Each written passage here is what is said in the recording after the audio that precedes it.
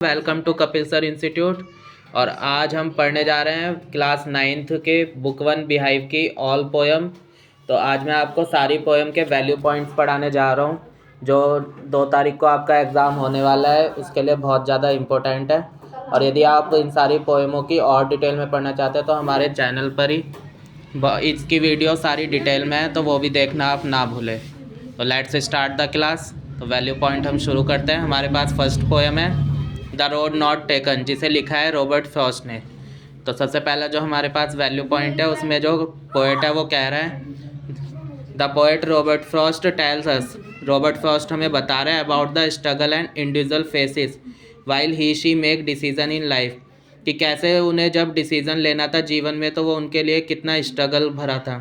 Second point है हमारे पास the person in the poem, जो इस पोएम में व्यक्ति है, has to decide whether to follow the crowd और to travel by road much travel by, कि वो देख रहा था, उसे ये निश्चय करना था कि उसे कौन सी रोड से की तरफ जाना है, कौन सी रोड से यात्रा करनी है, उस वाली रोड से जिस पे बहुत सारे लोग पहले ही यात्रा कर चुके थे। थर्ड पॉइंट है he chooses the road not many people had taken before, और एक रोड उसके पास वो थी जिससे बहुत कम लोगों ने यात्रा की थी। फोर्थ पॉइंट है हमारे पास ही आल्सो वंडर्स, वो ये भी हैरान था about the road that he had not taken. He thinks about the choice that he left and also what would have happened if he had made a difference choice.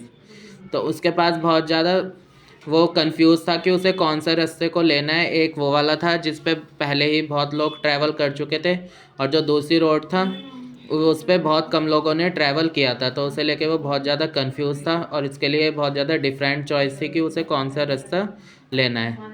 तो I hope आपको ये poem और ये value point समझ में आ गए होंगे, जिसे लिखा था रॉबर्ट फ्रॉस्ट ने, और इसकी डिटेल समरी आप हमारे ही चैनल पर आपको मिल जाएगी, तो आप उसे सर्च करें और उसे पढ़ना ना भूलें। पोएम नंबर 2 हमारे पास है विंड, जिसे लिखा है सुब्रमण्यम भारती ने। तो इसके वैल्यू पॉइंट देखते हैं। The poet Subramaniam Bharati advice, वो सलाह दे रही है to be strong in mind as well as body, हमें बॉडी के साथ अपने माइंड को भी स्ट्रॉन्ग रखना चाहिए। The wind symbolize the difficulties and challenges that we face in our life, क्योंकि हमारे जीवन में बहुत सारी कठिनाइयाँ और चैलेंजेस सामने आते हैं। द पोएट सजेस्ट, पोएट ये भी सजेस्ट कर रहा है that we should face them boldly, कि जैसे हम सजेशन देते हैं हमारे फेस पे, and stay firm in difficult situation, और हमारे सामने कठिन सिचुएशन आती है तो हम बहुत जल्दी कंफ्यूज हो जाते थे। तो इसके लिए हमें अपने आप को और अपने माइंड को बहुत ज़्यादा स्ट्रॉन्ग रखना चाहिए। आई होप आपको पोएम 2 के वैल्यू पॉइंट अच्छे से समझ में आ गए होंगे। नेक्स्ट है हमारे पास poem number 3 the rain on the roof, यानी कि छत पर बारिश वर्षा, और इसे लिखा है कोट्स किन्ने ने। तो फटाफट इसके वैल्यू पॉइंट हम देख लेते हैं पोएम। तो इसका फर्स्ट पॉइंट है the poet lays on his bed, जो कवि है वो बेड पे लेटा हुआ है, एंड हियर्स, और वो सुन रहा है the sound of clouds and rain drops, बादलों की आवाज़ को, यानी कि जो बिजली कड़क रही है वो, एंड रेन ड्रॉप्स, और वर्षा की बूंदों को। सेकंड पॉइंट है the rain on the roof, जो छत पर बारिश हो रही है, क्रिएट्स ब्यूटीफुल साउंड, उसकी वजह से बहुत अच्छी आवाज़ आ रही है, which echoes in the heart of the poet, जो कवि के दिल को बहुत ज़्यादा शांति दे रही है। थर्ड पॉइंट है मेमोरीज, जो उसकी यादें हैं बहुत स्वीट, बहुत ही अच्छी एंड सैड, और कुछ उदास भी भरी भी हैं, सराउंड हिम, उसके आसपास का ऐसा ही इन्वायरमेंट है। नंबर 4 पे द साउंड ऑफ रेन, जो वर्षा की आवाज़ है, मेक्स द पोएट हैप्पी, वो पोएट को बहुत ज़्यादा खुश रख रही हैं, puts him in state of bliss, और उसे बहुत ज़्यादा आनंदित कर रही हैं। तो आई होप आपको पोएम नंबर 3 के वैल्यू पॉइंट भी समझ में आ गए होंगे। पोएम नंबर 4 है हमारे पास द लेक इसलिए ऑफ इनसफ्री, जिसे लिखा है विलियम बटलर येट्स ने। तो शुरू पढ़ते हैं इसके वैल्यू पॉइंट। तो फर्स्ट वैल्यू पॉइंट है हमारे the poet wishes to go to Innisfree, जो कवि है वो इनसफ्री जाना चाहता है, विच इज़ एन आइसलैंड, जो एक आइसलैंड है, ऑफ आयरलैंड का। He thinks of living in natural surrounding, वहाँ के आसपास का जो वातावरण है, बाय बिल्डिंग ए हट एंड लिविंग इन इट, वहाँ उसने एक घर बनाया, छोटी झोपड़ी है जहाँ वो रह रहा है। The poet thinks he will find peace there, वो जब भी वहाँ के बारे में सोचता है तो उसे शांति मिलती है। फोर्थ पॉइंट है ही डिज़ायर्ड, उसकी इच्छा है to enjoy the slow pace of countryside living, कि वो वहीं जाके रहे। फिफ्थ पॉइंट है हमारे पास the poet lives in a crowded city, क्योंकि जो कवि है वो भीड़ भाड़ वाले शहर में रह रहा है, still he is attracted by rural sound of Innisfree, लेकिन वो कहाँ पे जाना चाहता है, इनसफ्री में जाकर रहना चाहता है। और लास्ट पॉइंट है हमारे पास, he imagining hear in the sound of lake water lapping by the shore, और समुद्री किनारे के पास, झील के पास जो आसपास के इमेजिन कर रहा है वो चीज़ों को और उसे सुन रहा है, वो उसे बहुत ज़्यादा पसंद है। तो आई होप आपको पोएम नंबर 4 भी अच्छे से वैल्यू पॉइंट समझ में आ गए होंगे। पोएम नंबर 5 है ए लीजेंड ऑफ द नॉर्थलैंड, जिसे लिखा है फॉब कैरी ने। तो इसका वैल्यू पॉइंट हम पढ़ते हैं, स्टडी करते हैं। तो लेट्स स्टार्ट। हमारे पास फर्स्ट पॉइंट है, the poem puts forward the idea that one should not be selfish. जो पोएट्स है, पोएम हमें ये बताना चाह रही है कि हमारे विचार से हमें कभी भी सेल्फिश नहीं होना चाहिए, but always try to be helpful towards the needy, और ज़रूरतमंदों की हमेशा मदद करनी चाहिए। सेकेंड पॉइंट है हमारे पास, a selfish person has no satisfaction in life. जितने भी सेल्फिश पर्सन होते हैं वो कभी भी अपने जीवन से संतुष्ट नहीं होते। थर्ड पॉइंट है, the poem is about the northland. ये पोएम नॉर्थलैंड के बारे में, which is a very cold region, जो बहुत ही ठंडा प्रदेश है। Where nights are longer than days, यहाँ पर रातों से ज़्यादा दिन ज़्यादा बड़े होते हैं। फोर्थ नंबर पे, वंस एक बार की बात है, संत Peter stopped an old lady cottage. Sant Peter एक बुढ़िया के यहाँ, लेडी के यहाँ रुके, उसकी झोपड़ी के पास, because he was feeling hungry, क्योंकि उन्हें बहुत ज़्यादा भूख लगी थी। The lady was baking cakes on the hearth, तो उस लेडी ने एक केक बनाया। वैन संत Peter ask for one of the cake, क्योंकि संत पीटर ने उससे एक केक मांगा था। The lady try to make a tiny cake for him, उसने एक छोटा केक बनाया, बट बीइंग सेल्फिश, लेकिन वो बहुत घमंडी थी। She could not give it to him, इसलिए उसने संत पीटर को वो केक नहीं दिया। नेक्स्ट पॉइंट है हमारा, हर ग्रेडी, वो लालची lady, behaviour annoyed the hungry saint, उसने उस संत को नाराज़ कर दिया। फोर्थ है, ही कर्ज हर, फिर उस संत ने उस लेडी को श्राप दे दिया। एंड ट्रांसफॉर हर इनटू वुड पैकर, और उसे एक वुड पैकर में चेंज कर दिया।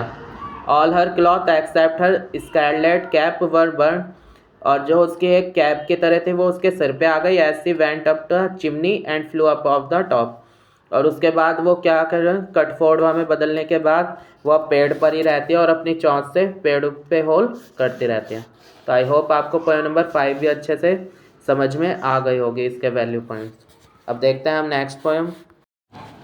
पोएम नंबर 6 है हमारे पास, नो मैन आर फॉरेन, जिसे लिखा है जेम्स किर्कप ने। तो हमारे पास फर्स्ट पॉइंट है, पोएट सेज, कवि कहता है, that all men on is earth are same, कि इस पृथ्वी पर रहने वाले सभी जो इंसान हैं वो बिल्कुल सेम है। सेकंड पॉइंट है, अवर बॉडी इज सेम, हमारे शरीर एक हैं। वी हैव 2 हैंड्स, 2 हाथ हैं। 2 आइज, 2 आँखें हैं। We eat the same food, और हम एक जैसा खाना खाते हैं। थर्ड पॉइंट है, लव बाइंड अस ऑल, प्यार के जरिए हम एक दूसरे से जुड़े रहते हैं। नंबर 4, वॉर बीरेव्स एवरीवन, लेकिन यदि युद्ध हो जाए तो हम एक दूसरे से लड़ने लग जाते हैं। नेक्स्ट पॉइंट है, so why do we hate each other, तो हम एक दूसरे से नफरत क्यों करें। In the name of religion, caste, creed, etc, धर्म के आधार पर और जाति के आधार पर। नेक्स्ट है, we should not defile our own earth, और ये सारी चीज़ें पृथ्वी पर हम सबको शोभा नहीं देती, तो हमें मिलजुल कर ही रहना चाहिए। आई होप आपको पोएम नंबर 6 भी अच्छे से समझ में आ गई होगी। नेक्स्ट पोएम है हमारे पास, poem number 7, on killing a tree, जिसे लिखा है गिव पटेल ने।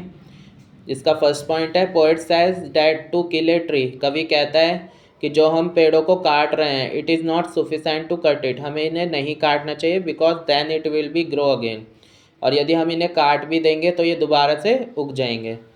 सेकेंड पॉइंट है, टू किल इट, यदि हम इन्हें मार देते हैं, a tree should be put out from the earth, और यदि हम इसे पृथ्वी से निकाल देते हैं, एक्सपोज द रूट, और यदि हम इसकी जड़ें भी ख़त्म कर देते हैं। नेक्स्ट पॉइंट है, लेट इट ड्राई, वो सूख जाते हैं, and wither in air and sun. Next point है, देन इट विल डाई, तब ये मर जाएंगे। और लास्ट पॉइंट है आपका, indirectly the poet is trying to convince reader to save tree, और कवि ये कहने की कोशिश कर रहा है कि हमें पेड़ों को बचाना चाहिए, और यही लोगों से वो कन्विंस कर रहा है और होप कर रहा है। तो आई होप आपको पोएम नंबर 7 भी समझ में आ गई होगी। और लास्ट पोएम है हमारे पास, ए सिलम्बर डिड माई स्पिरिट सेल, जिसे लिखा है विलियम वर्ड्सवर्थ ने। तो शुरू करते हैं। तो फर्स्ट पॉइंट है, poet believed his death and he feel that his spirit in A did slumber now, कवि किससे प्यार कर रहे हैं, कि जो मृत्यु हो जाती है उसे महसूस होता है, जो आत्मा है वो गहरी खो जाती है। नंबर सेकंड है सी कैन नॉट बी सीन और हियर, उसे हम देख नहीं सकते और सुन नहीं सकते। थर्ड पॉइंट है she has become a part of the earth, वो भी पृथ्वी का हिस्सा बन जाती है। और लास्ट पॉइंट है she rolls along with tree rock and stone, और वो रोल हो जाती है पेड़ों के साथ, रॉक्स के साथ एंड चट्टानों के साथ, और पहाड़ों के साथ, पर्वतों के साथ, पत्थरों के साथ। तो आई होप आपको ये पोएम नंबर 8 भी समझ में आ गई होगी। तो मैंने आपको बिहाइव की ऑल पोएम के आपके वैल्यू पॉइंट्स आज समझाए हैं। ये 2 तारीख के एग्ज़ाम के लिए बहुत ज़्यादा इंपॉर्टेंट है, तो आप इन्हें पढ़ना ना भूलें। और हमारे इन्हीं पोएम को डिटेल में पढ़ने के लिए हमारे चैनल पर जाएं और इन पोएम को सर्च करके आप इन्हें पढ़ सकते हैं, इन्हें डिटेल में। तो thanks for watching, bye bye.